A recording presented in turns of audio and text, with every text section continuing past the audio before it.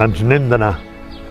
A on? No ho sé, però ens n'hem d'anar, diu el Jack Kerouac, que escrivia exactament els anys en què Alfonso i jo vam sortir també pels camins i per les carreteres. Un dels elements que sempre recorden a nivell familiar és que en Jaume Ferran, quan venia els estius a Catalunya, ja fos a Cervera, ja fos a Cambrils, agafava el cotxe i amb la seva dona i els fills anaven a Montblanc per veure quins eren els últims quadres que havia acabat de pintar en Palau-Ferrer.